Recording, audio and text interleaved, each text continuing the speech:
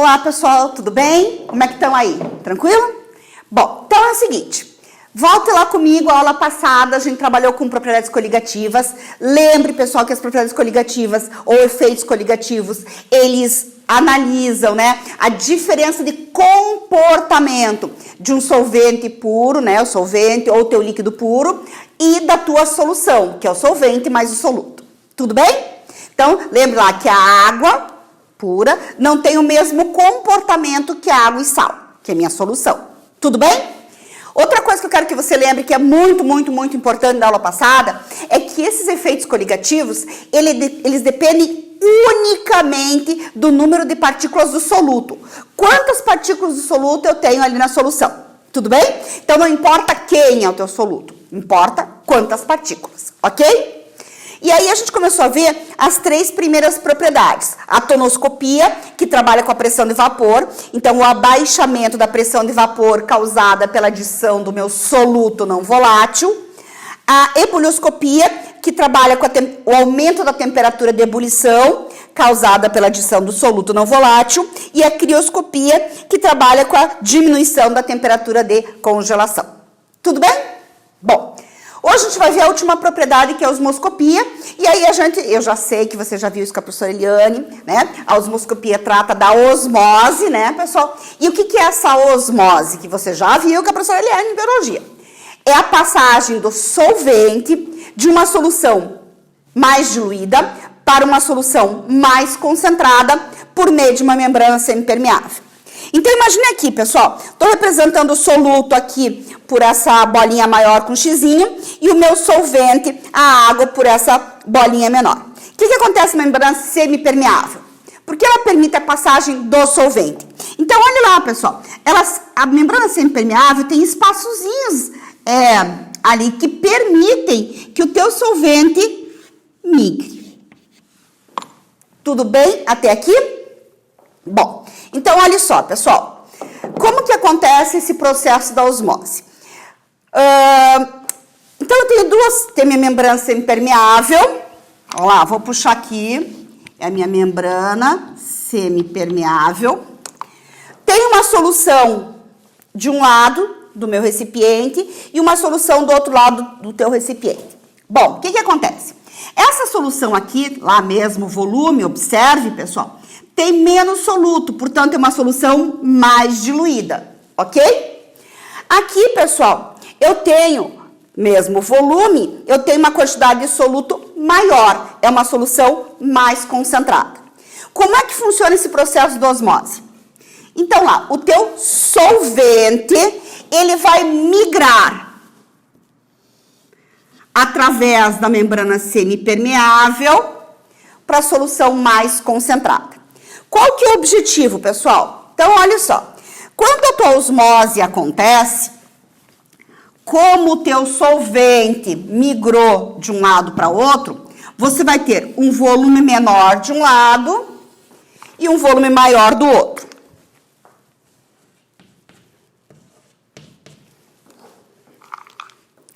Então, olha lá, as 4 moléculas do meu. O que aconteceu aqui, pessoal? Como você fez com que o teu solvente migrasse para outra célula, você vai ter um volume maior. Ou seja, o objetivo desse solvente que está aqui e que está migrando é deixar essa solução mais diluída. Até o momento em que as duas têm a mesma concentração. Então, volta aqui. Aqui está mais diluída, aqui está mais concentrada. Eu vou migrar o meu solvente através da membrana semipermeável até o momento que as concentrações são iguais. Tá tudo bem? Então, olha só. Essa solução que é mais diluída, a gente chama de solução hipotônica. A mais diluída é a hipotônica.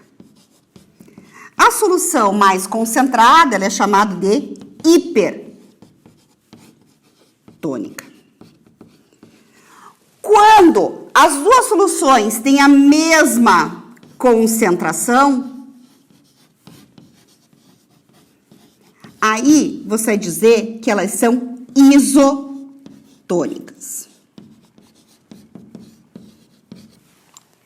Até aqui, tá belezinha? Bom, entendeu o processo de osmose, então? O teu solvente vai migrar do meio menos concentrado ou mais diluído para o meio mais concentrado, a fim de que as concentrações fiquem iguais. Então, vai diluindo.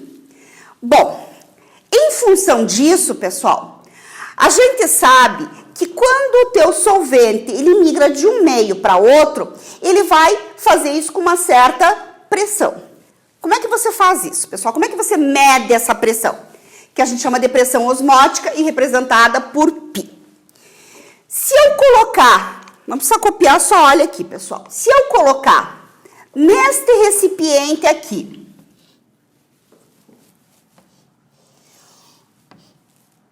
um êmbolo móvel, como é que eu faço para impedir, êmbolo móvel, tipo de seringa, sabe? Então, como é que eu faço para impedir que essa osmose aconteça? Eu vou fazer uma pressão aqui. Se eu ficar segurando esse êmbolo móvel, pessoal, não deixo que a osmose aconteça, correto? Essa pressão que eu faço aqui, pessoal, a gente chama de pressão osmótica. Então, a pressão osmótica, e representa por π, a pressão osmótica é a pressão externa, olha lá, tudo bem? Que deve ser aplicada a uma solução mais concentrada, olha aqui de novo, tudo bem? A fim de evitar essa diluição, ou seja, a fim de evitar a osmose. Tudo bem? Então, a osmose é um processo espontâneo, acontece sozinho, mas se eu colocar aqui na solução mais concentrada um êmbolo móvel e fizer uma pressão a fim de impedir a osmose, eu chamo isso de pressão osmótica. Tá, belezinha? Bom, como é que a gente faz para calcular essa pressão osmótica, pessoal? Olha, o que acontece aqui? Vou puxar, não precisa você copiar, só olha lá. Lembra do patinho velho? Patinho velho, nada rápido também? A gente vai importar essa expressão aqui para a pressão osmótica. Veja que você não tem que decorar. Olhe para cá. P é a pressão, certo? Que aqui eu vou chamar de π. V, volume. N, número de mols. R, constante universal dos gases. T, temperatura em Kelvin, não esqueça. Bom, o que acontece? Se eu puxar esse V que está multiplicando para o outro lado, dividindo e isolar o π, o que eu passo a ter neste momento? Olá, número de mols pelo volume é a minha molaridade. Então, meu π vai ser igual a molaridade RT, que é essa tua equação aqui. Beleza? Então, veja. Você pode memorizar? Pode memorizar, mas você pode deduzir ela a partir do patinho velho, certo? Então, faça isso com tranquilidade, escolha qual o melhor método para você. O fato é que, para você calcular essa pressão osmótica, eu uso essa fórmula. Tudo bem? O que você tem que prestar atenção, pessoal, nessa fórmula? Como a gente está puxando lá, emprestando a fórmula do patinho velho, temperatura continua sendo em Kelvin, correto? E o teu R, constante universal de 0,082 atm litro por mol Kelvin. Bom, quero calcular, então, a pressão osmótica a 27 graus Celsius de uma solução aquosa que, num volume de 2 litros, contém 12 gramas de ureia. Então, recebi aqui a massa de ureia. Povo, eu vou fazer esse exercício aqui em cima, tudo bem? Consegue se localizar? Bom, então vamos lá. O que eu sei? Eu vou apagar aqui. Então, veja só. Eu quero calcular a pressão osmótica a 27 graus Celsius dessa solução de ureia. Bom, como é que eu calculo? Eu sei que π depende da concentração molar RT. Puxa flechinha, pessoal. Temperatura em Kelvin. Como é que a gente faz para transformar em Kelvin? 27 soma quanto? 273. Belezinha. Isso aqui vai me dar 300 Kelvin. Puxou aí? Vamos substituir, então. Π, que eu quero saber, a concentração molar ele me deu? Não. Mas ele me deu a massa e me deu o volume, certo? Então lá, eu sei que a molaridade, mol por litro, é o número de mols do soluto pelo volume da solução em litros. Certinho? RT. Π vai ser igual. Número de mols. Olá, eu não tenho número de mols. Como é que você calcula o número de mols? Massa. Vou abrir separado aqui para vocês. Olha lá. Massa sobre massa molar. Vezes volume, RT. Então, agora é só substituir. A massa quanto? 12. Puxe lá, pessoal. Pega o teu marca-texto. Massa molar. O meu exercício deu. Olha lá. 60. Volume, quanto? 2 litros. O R, quanto? 0,082. Olhe lá na parte de definição. Temperatura de 300. Se você fizer esse cálculo, meu π vai dar 2,46 atm. Tranquilinho? Muito bem. Então lá, que bem, tranquilo, não posso esquecer só de não transformar para Kelvin, tem que transformar para Kelvin. E, eventualmente, eu tenho que abrir minha equação da molaridade. Ok? Ok. Pessoal, vamos pensar agora uma outra coisa. Lembra quando eu falei para vocês da pressão osmótica, que é a pressão que eu faço aqui para impedir a osmose? Muito bem. O que acontece se em vez de só impedir a osmose, eu aplico uma pressão, se eu aplicar uma pressão maior que a pressão osmótica? O que vai acontecer com o meu solvente? Você sabe, o que vai acontecer? Estou aplicando uma pressão maior, vou apertar mais esse êmbolo. O que vai acontecer? O meu solvente vai migrar no sentido contrário, não vai? Estou apertando muito, claro que ele vai migrar no sentido contrário. Então, olhe para mim aqui. Então, lá, se eu aplicar uma pressão maior do que a pressão osmótica, então a pressão vai ser maior do que a pressão osmótica, eu vou ter a passagem do solvente no sentido contrário. Meio mais diluído, meio mais concentrado. Se eu fizer isso, aplicar uma pressão maior, o meu solvente vai migrar no sentido contrário e a gente chama isso de osmose reversa, certo? Quando que a gente usa osmose reversa? Por que ela é importante, pessoal? Porque você pode obter água a partir da água do mar. Então lá, o que você tem? Uma solução concentrada que é a água do mar. Se você aplicar uma força maior, vou colocar aqui, ó, uma força maior, uma pressão maior do que a pressão osmótica, você vai ter o fluxo de água da solução mais concentrada, não precisa copiar, só olhe, água do mar, para o sentido contrário. Então, você consegue obter aqui o meu solvente. Você consegue ter a água mais própria para o consumo a partir da água do mar, que é um meio muito concentrado. Certo até aqui, pessoal? Tudo bem? Então, vamos lá para o exercício. Então, veja só. Lembra quando eu falei para vocês que eu já tinha visto isso com a professora Eliane lá na biologia? Pois é. Então, olha só, para juntar as duas coisas. Então, aqui, imagina que você tem uma célulazinha lá. Tem uma certa concentração dentro dessa célula. O que acontece se você colocar essa célula no meio de menor concentração, no meio de mesma concentração e no meio de concentração maior? Bom, o que você tem que lembrar? Que o solvente, ele migra do meio de menor concentração para o meio de maior concentração. Qual que é o objetivo, pessoal? O objetivo do solvente aqui vai ser diluir a solução mais concentrada, a fim de que as duas atinjam a mesma concentração. Ok? Olhe para cá, então. Então, veja só, pessoal. Eu vou dar uma mexidinha aqui para você enxergar melhor um pouquinho. Vou tirar o meu solvente.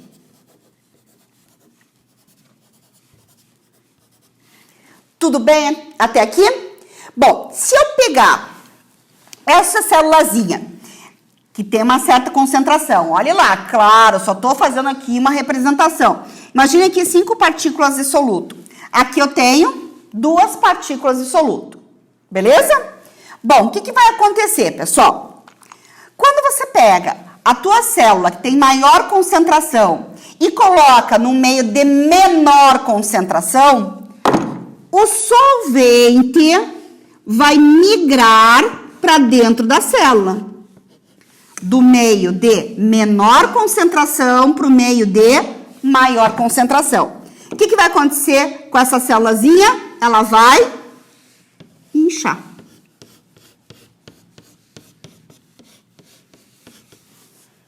Tudo bem?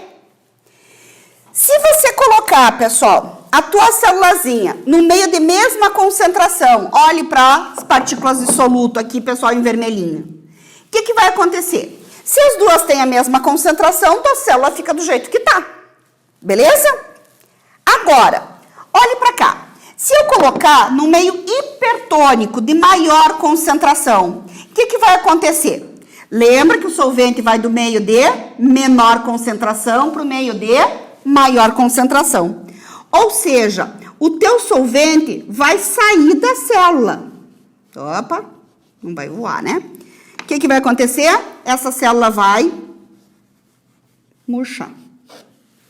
Então, lá, a célula murcha. É o que acontece quando você vai para a praia, né, pessoal?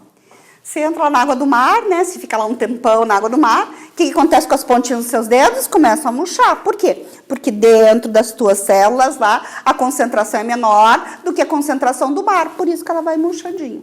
Tudo bem? Tranquilo? Bom, resumindo tudo que a gente viu de propriedades coligativas, gente. Então, veja só. Lembra que propriedades coligativas dependem unicamente do número de partículas do soluto não volátil. Tudo bem? Então, vamos lá. Quanto maior for o número de partículas, lembra lá do teu desenho, lá da pressão de vapor? Eu tenho mais ou menos partículas disponíveis para passar para o estado de vapor do solvente. Menor vai ser a minha pressão de vapor. Temperatura de ebulição vai ser maior. Temperatura de congelação vai ser menor, porque dificulta a aproximação das partículas, certo? E a pressão osmótica, pessoal, que depende da concentração. Quanto maior o número de partículas, maior a concentração, maior a pressão. Tudo bem? Resumão, hein? Bom. Bem, o que a gente tem agora como exercício? Então, considere 3 soluções com as seguintes concentrações. Então, eu tenho uma solução 1, 0,4 mol por litro de... Fala aí o nome. Qual é? Nitrato de sódio. Tem uma solução 0,3 mol por litro. Qual a função química desse composto? Revisão de conteúdo. Ele é um sal. Então, lá quem é ele? Sulfato de potássio. E tem na solução 3 uma solução 0,6 mol por litro de sacarose, cuja fórmula é C12H22O11. Tudo bem até aqui? Dessas 3 soluções, eu quero saber qual delas apresenta a maior pressão de vapor, menor temperatura de ebulição, ordem crescente de temperatura de... Aliás, menor temperatura de congelação e a ordem crescente de temperatura de ebulição. Tudo bem? Bom, o que é que você sabe da parte teórica? Vem aqui de novo. Que essas propriedades dependem do número de partículas em solução. Tudo bem? O que é que você precisa lembrar? Que você tem lá no comecinho de conteúdo, solução iônica, tem íons em solução, então aumenta o número de partículas, certo?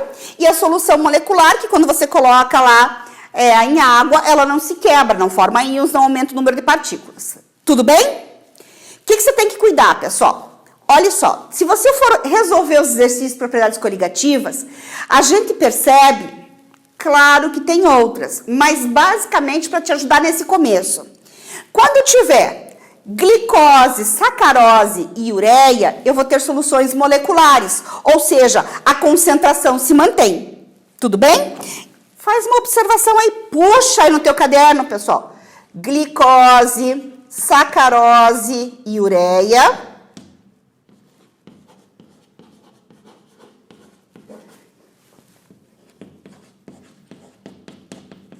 Formam soluções moleculares. Ou seja, não tem aumento do número de partículas, a concentração é essa mesma. Ah, mas tem outras? Tem outras. Vamos usar essas aqui por enquanto nos teus exercícios para você ir com calma, ok? Bom, ácidos, né? Bases e sais formam soluções iônicas e ácidos com restrições, mas vamos lá falar dos ácidos inorgânicos. Bom, então vamos lá, pessoal. Como ele forma composto, uma solução iônica, eu sei que quando eu coloco meu sal em água, ele se quebra, ele se dissocia, certo? Então, eu tenho que fazer a dissociação desses sais para achar qual é a concentração nessas duas soluções. Vamos lá, no NaNO3, nitrato de sódio. Lembra lá, pessoal, que quando não tem nada, parênteses, 1. Por inversão de cargas, eu vou ter o quê? Primeira parte sempre positiva, meu cátion. Na+, o 1 que está aqui, sobe lá para o NO3. NO3 menos. Tudo bem? Acerto as quantidades, que é a parte que me interessa muito. Cada uma molécula, ou um íon fórmula de NO3, eu formo um sódio e um nitrato. Beleza? Se a minha solução tem concentração de 0,4 mol por litro, aqui eu vou ter 0,4 mol por litro, aqui eu tenho 0,4 mol por litro. Sim?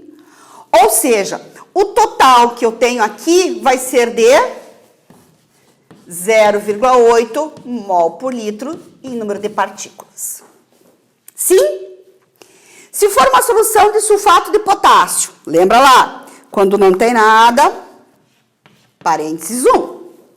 Por inversão de cargas, vai ficar K mais SO4, olha lá, 2 menos. Tá tudo bem?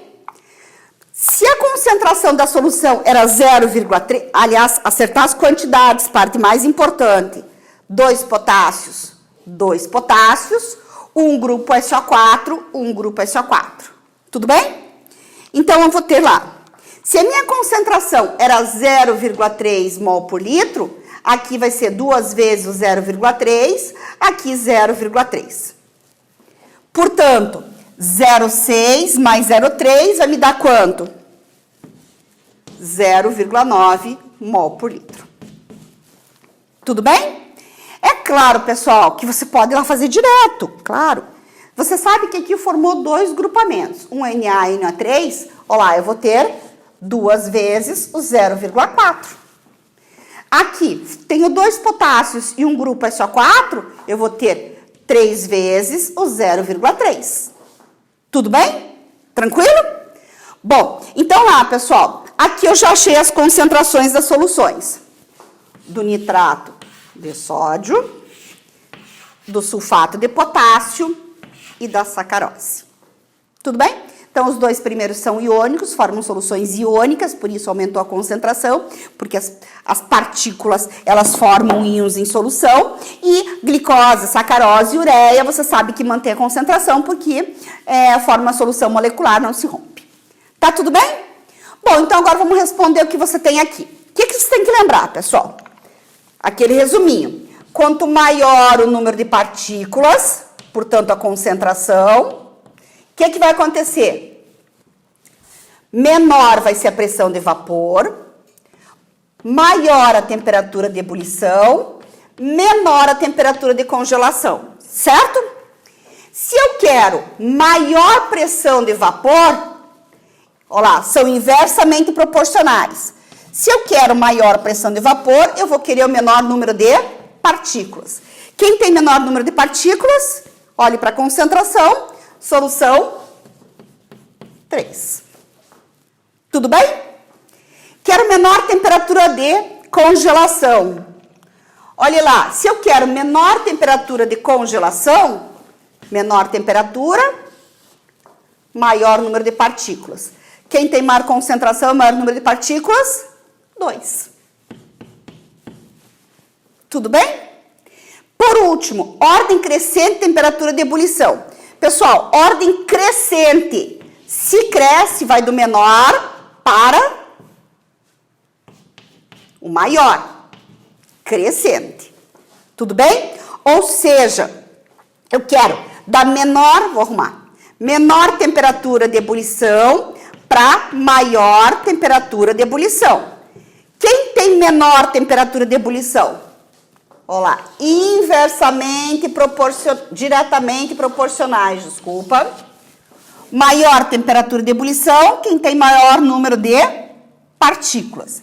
Se eu quero menor temperatura de ebulição, eu quero menor número de partículas. Então, quem tem menor número de partículas? A sacarose é menor que quem?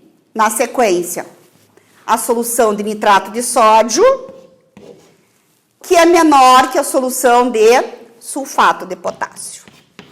Opa, 2. Então, ordem crescente. Da menor temperatura para maior. Tá tudo bem, pessoal? Bom, o que acontece agora? Você sabe que no final de cada conteúdo tem o quê? Tem os exercícios, isso mesmo. Então, olhe lá, pessoal, na página. Se você for olhar na página 53, ele fala no finalzinho dos efeitos coligativos para solutos de natureza iônica e molecular. A gente já fez aqui, pessoal. Iônico, molecular, a gente já juntou as informações. Tá tudo bem? Bom, na página 55 tá a tua próxima tarefa, pessoal. Então, do exercício 1 até o exercício 9. Ok? E aí, se você for olhar, a sua apostila tá fechando, já dá para você fazer os exercícios da página 58 para poder tirar as dúvidas. Belezinha? Foi então, chuchus? Beijos, até a próxima.